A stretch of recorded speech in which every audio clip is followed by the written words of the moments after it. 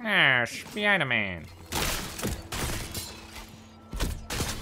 Already this has become not my favourite Borderlands game, because I can't say that yet, because I have to play the entire thing, but I mean, even if I don't compare it to Borderlands, it's just fucking fantastic. So, before I even start talking properly, I need to say something not to the majority, but to one individual specifically. Zane, you were not allowed to watch this. Or if you do, because God knows I'd never know, focus on your work and do not play this game. Right, that's my trying to be a good person for the month over. Do you really think I'll listen to you, mate? I mean, you're not exactly his mother. Oh fuck no, but I mean, I'm just covering my bases here for when he inevitably gets addicted to this shit and lets his entire uni year go to waste. Alright, let's get started. Back when Borderlands 2 was still being regarded as the pinnacle of gaming, I was nowhere even close to being a fan of the franchise. I wasn't even connected to the internet back then in 2012, what a sad, lonely child I was. I was still playing Skylanders and buying new ones at the rate that a crackhead indulges their illicit addiction, but by the time I got around to playing the first one, it didn't take me long to finish it, about 2 or 3 days for the main game, and I didn't get a chance to play the sequels because no internet. And subsequently, when I picked up and destroyed the entirety of the second game, including the DLCs, in about a week, and considering I was still at school, that's kind of something I regret, honestly, because now it feels like I've set myself up for irredeemable failure later in life. But anyway, by far my favourite DLC was Assault on Dragon Keep, and this was for 3 main reasons. Firstly, while all the other DLC had this weird flow during the main quest, we had to go there, go back, and all that shit, and it made it feel oddly quadratic, as opposed to where Tina's, the entire experience has this pleasing linearity to it, so you set off on this new adventure, and progress through the whole thing by the time you realised you'd essentially been walking in a straight line for 500 miles. The second reason is purely the grog nozzle, that thing's a fucking lifesaver. And the third is rather predictably the narration of Tina, Lilith, Mordecai, and Brick. I mean, who's gonna forget the first time they experienced Brick's exchange with the Dwarven King? I certainly won't for at least another 200 years.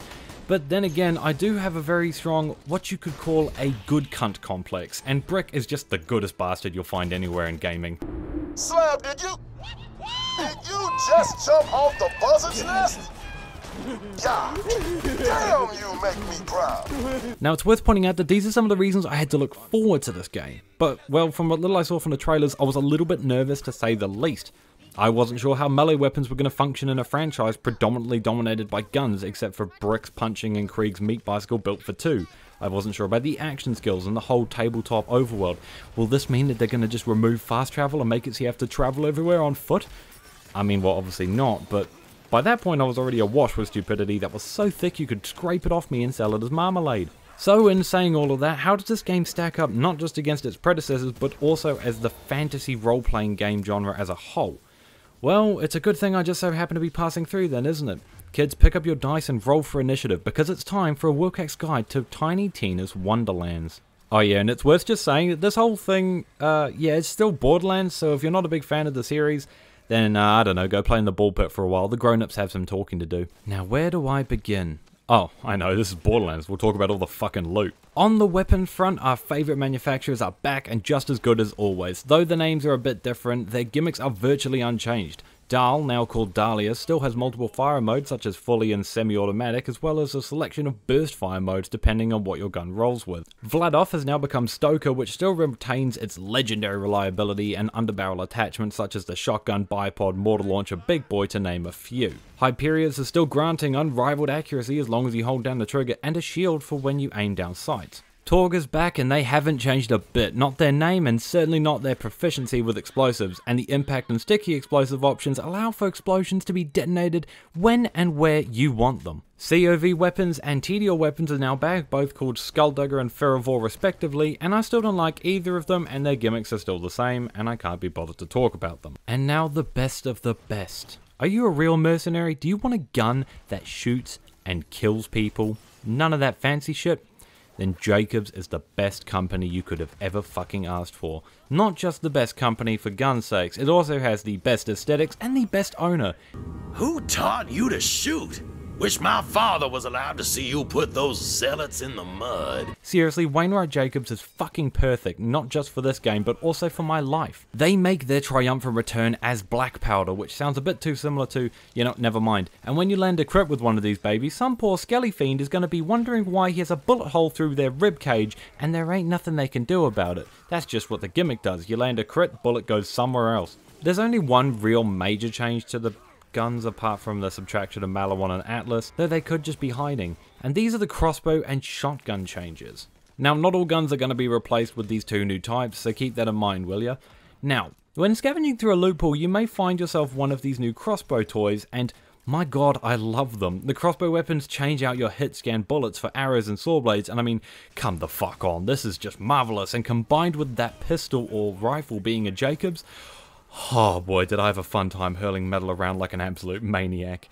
With that all being said, however, the new magic shotguns aren't really as appealing to me, substituting the stunted buckshot with a new horizontal beam of magic that scythes through enemies a short distance away from them. And really, this is all just personal preference. I mean, you may love the things, I think they belong in the trash, but god be damned if I didn't have myself one hell of a time with all of this new stuff. Of course, I can't forget the newest kid on the block, Mellow Weapons, which not only just makes smacking people upside the head 10 times more fun, but also have stats of their own instead of just like the damage being based on whatever it was in the last games. I'm going to assume it was your level, but whatever, who cares. We now have swords, axes, karmas, whatever you want to use to smack someone in the head with different wing speeds, damage, and even some unique abilities like launching projectiles at enemies. I mean, come on. There's lots of heads to concave in this game, and, well, we have a large selection for you to choose from to kill your enemy in just the way you want. Right, now for all the stuff in the gear section. This section consists of three things really: stat boosting items, your shield, and your spells. Let's start with the fun one, shall we? Spells essentially function as your grenade, and there are quite a few different types and elements, and oh, actually, before I forget about elements, they've all been renamed, apart from fire, which is still fire because fire good. But shock damage is now called lightning, corrosive is now called poison, which just doesn't make any sense to me, because how do you poison a robot? But I guess there are no robots. Oh, that's why they did it. All the interactions though feature, they're just identical, aren't they? Use poison on armor, use flesh on fire, and shock the hell out of any shield you see, which are now called wards, but we'll get onto that later. But cryo, which is now called frost, is actually mainly effective on bones, which is a new health type system, which I was not expecting, but now we know. There's also dark magic spells, which are incredibly terrifying when you actually think about it, which has a chance to return damage dealt with the weapon or spell, whichever one it is, as healing for the wicked soul that decided to cast it, or more likely just bash someone over the head with a frying pan. This concludes our brief detour, but now we're going back to spells. Spells once used function basically like your action skill that will go onto a short cooldown before it can be used again. Some of the different types are Calamity, which summons a giant massive rock down from the sky that deals damage in a small area where it lands. Barrage, which launches at enemies dealing damage upon contact. Blast, which just basically you click your fingers and then boom, something happens. Bloodwing, which is actually called Spectral something, but Bloodwing. And my favourite basic type of spell, which is Sunder, which basically just ruptures a massive fault line in the ground and smashes into everything in its path. Yeah, I get... Great. This one's my favourite, calling it now. That's bloody badass. And no, I'm not trying to sound like Lorelei. I just say bloody a lot. What can I say? I'm British. As a trade-off for terrestrial supremacy, it doesn't actually hit flying enemies, no matter how close to the ground they are. You can kill someone in the water using it, but somehow you can't use it in the sky. Fuck the ground, man. It always takes something from me. Spells also have different types of casting. Some are just push a button to summon hell, while others require various amounts of charging. And, well, some spells can actually be used with more than one charge. I don't know why I said it like that, it's just how it came into my head. Basically, you get two spells that you can use back to back, which was really fun because it can supplement your use of magic even if you're not playing as a magic-specific class. Actually, that spell of retardation just reminded me about something. The classes you can play as in this game are brilliant. Although I'm waiting to play the game as each independently to give you a proper overview, I can tell you that I played the whole game as a Clawbringer and fuck me dead.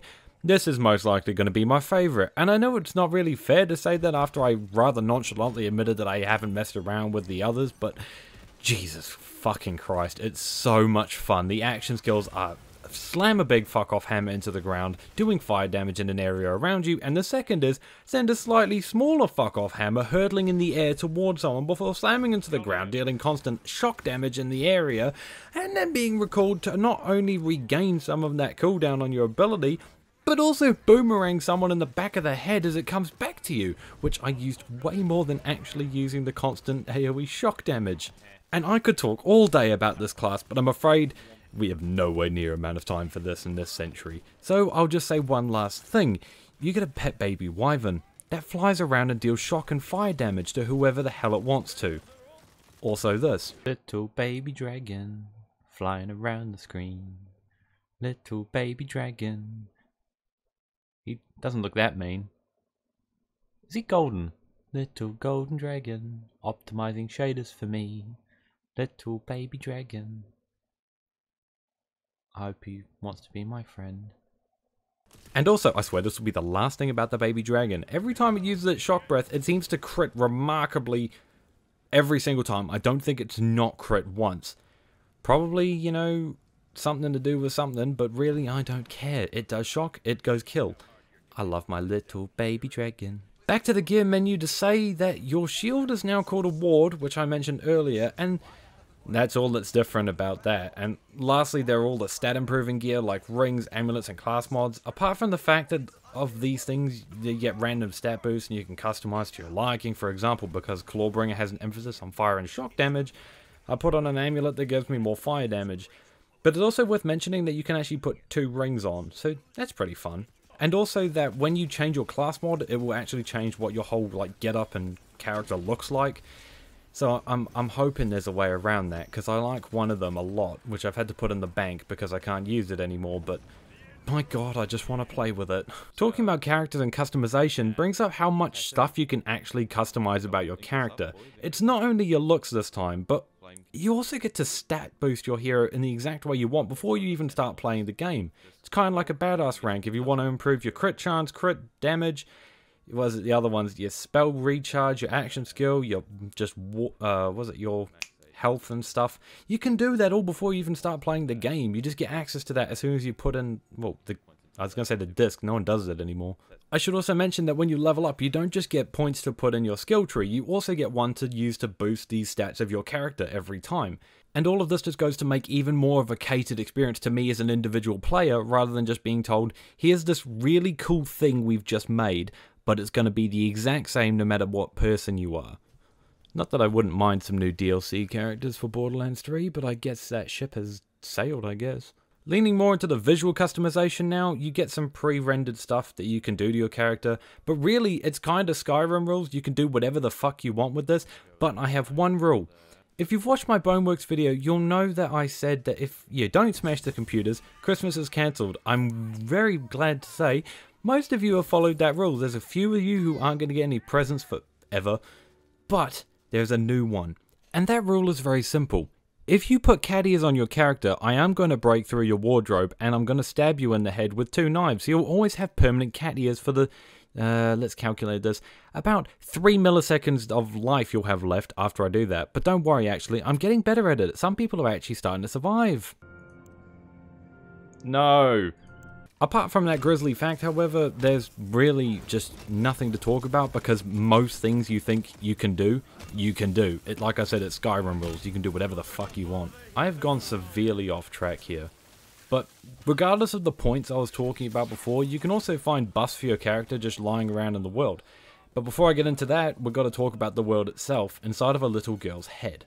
So this game takes Borderlands 3's idea of making these interesting new environments and just damn well runs with it. There are so many different places and no idea is used twice. There are sprawling fungal forests with devious piano music sprinkling terror into an otherwise magical environment where a lot of satanic shit is actually happening, if I'm thoroughly honest with you. Like, this place is fucking devious. There's an ocean devoid of water, for a reason I'll get into later, which creates a sense of curiosity and adventure into an uncharted, well, I can't really say water here because there isn't any left.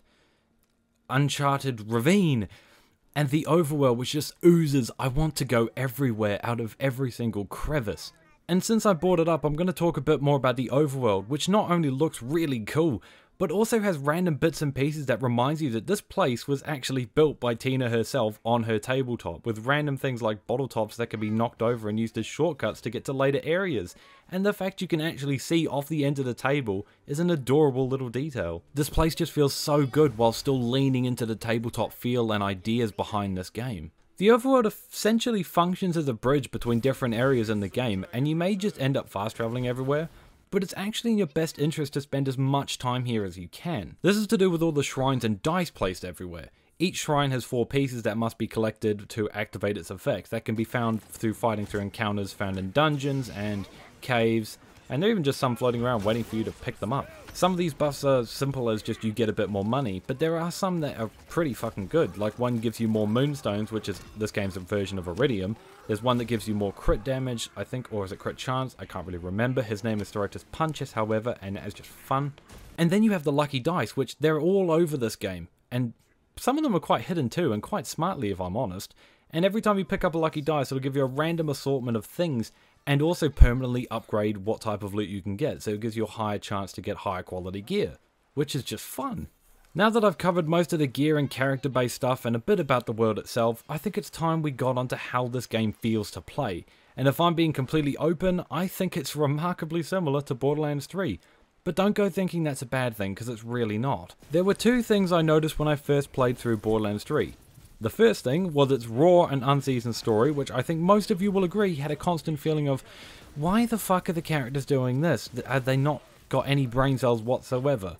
The second, and a much more positive thing, is the way the game feels to play. It's so much more fast paced with the new movement tech. You can slide from fight to fight effortlessly while still being able to swap between different firing modes on the fly. Your spells and your skills, it feels so good to get the hang of it. Unless you don't choose to memorize your inventory, I usually just end up forget what I have on me, and trying to kill someone with a pissy little taser attachment, yet it's not very smart, nor is it very useful, so it fits my playstyle perfectly. Now that mostly wraps up the gameplay side of things, which means it's time to talk about the story, but consider this your final warning. If you don't want to know anything about this game, you'd better fuck off now. Now, Wonderlands may look just as fluffy and cuddly on the front as Tina herself, but I wouldn't recommend trying to cuddle Tina, otherwise you may find your cock has exploded. And you're in jail, or maybe you have an exploded vagina. I'm not one to judge. The point is, 50 years to life, and this court has found you guilty. What was I talking about? Oh, yeah, right. Although this game looks all nice and normal under the surface, it's really anything but. Now, as we learned in Assault on Dragon Keep, Tina really isn't the best at dealing with grief. I mean, throughout the course of that campaign, she just couldn't admit to herself that Roland was killed, resulting in her having a mental breakdown and yet still killing Bloodwing for a second time, you dastardly bitch.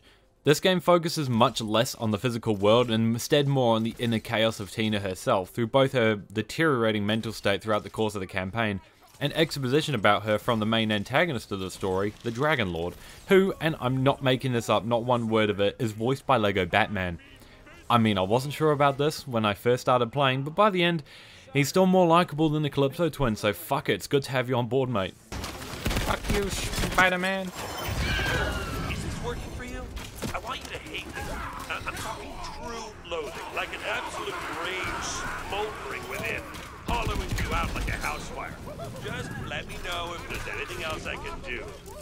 Mentor figures I can kill. I'm all ears. I love this man. He's like, I want you to fucking hate me. Can I kill anyone? As for the story itself, most of it is quite honestly just Tina being a right little bitch if you ask me. She acts just like you would expect any spoiled tiny female to act, stubborn, unpleasant, and always trying to get her own way. And really I could go more in depth, but I feel like that covers that whole thing pretty well. You didn't really need to kill her off. Yes, I did, because you made me. And now I have to throw out this whole story I had ready. You know, she had a troubled past, and a yearning for friendship, and a whole redemption arc, and now it's gone! I don't know. I just thought you were setting up a cool fight. So you're probably wondering, okay, if Tina's such a little bitch, then what changed me? Well, towards the end of the story, the Dragon Lord reveals why he is evil and why Tina uses him as the main villain in all of her campaigns. So it turns out that Roland was the one who introduced Tina to bungers and badasses, because of course fucking course. You just wanted an excuse to bring that cunt back alive again, didn't you? Didn't even get to see him, just heard his voice throughout the campaign as a narrator. Anyway, so Roland taught her to play and Tina had to create a character, so she created the Dragon Knight as her original character. But at the end of the campaign, Tina, because she's a fucking idiot, gets unlimited power and immediately kills off any person with even a shred of evil in their hearts. Roland then tells Tina that she's just killed a hell of a lot of people, so that turns the Dragon Knight evil. And Tina flips the fuck out, which, okay, I mean fair play here, because it's like playing Don't Touch Anything if the world actually explodes if you do anything. How the fuck was I supposed to know? After that, Tina stopped playing the game and instead became the dungeon bunker master person so that nothing bad would ever happen to the heroes again. Which, that's just poor story writing, lady. The Dragon Lord then gives us more exposition about how he grew to resent Tina for very obvious reasons, and then decided to pool his resources and do something, I guess. And so his plan is to... Mate, what the fuck are you on about? What's your point? Oh, what's wrong, Dave? Have you run out of rosé again? I'll have you know that I quite like Lady Petrol, thank you very much. Yeah, I know, you've told me quite a number of times. Okay, but I get your point, I'll get on with it. So the reason that it changed me is not really in an emotional or very significant way even. It's just rather that it pushes a lot of emphasis onto the sentience of characters that we play as or create in these games. It got me thinking about all the characters that I made while going through my horny phase, all the ones that I've just thrown time and time again into the gaping maw of death for the sheer fact that I could. The ones that I invested all of my time into learning the functionality of their abilities and their weaknesses in order to squeeze every drop of potential out of them, just like I've done the air in my lungs at that sentence. But as I say all of that, do they even know? Do they even care about how much time and focus has been put on them? The answer is no. Are you demented? Of course they fucking can't. They're not even real, cunt. I mean, right? Dave, what do you reckon? Well, I mean, I guess partly, because think about it. What do all of these characters have in common? What undeniable link can connect all of these fictional characters? It's us, mate. You know what, Dave, you're absolutely right, because we're the ones who give them both power and purpose. A gun isn't powerful if it's never been shot, a recipe has no purpose if it never gets tried, and a character has no soul unless we take control of them. Am I on the right track here, mate? Fuck yeah, bro, keep it going. I guess that's why this game changed me, not to be a better person, but to appreciate what most people won't. How much of me is in everything I create. Okay, mate, that's taking it a bit too far. That's a bit too much sketch, isn't it? Yeah, maybe it is, if you don't have the imagination to perceive it. You're right, Muffin, you know that, eh, mate? I mean, I'm just out here taking the piss and you're speaking like this shit's real. Yeah, I know I'm a Muppet, and you know what? I wouldn't have it any other way. And that's all I have to say about Wonderlands. It's a great game, but there's one glaring issue with it. That stupid fucking release date. They just had to go and release it at just after Elden Ring, didn't they? So, I mean, I guess no one's going to watch this or play the game, so this has been a rather massive waste of time anyway, hasn't it? Oh well. And on that bombshell, I think it's time for us to end. I've been a Willkak. And I've been Dave. No, you've been fucking drinking, and you, my friends, have been fantastic. Take care, and I hope to see you again sometime. See you around, cuz. Oh yeah, and because I'm not going to be able to put this anywhere else, this game's writing is about as grown up as fairy bread at a fucking funeral.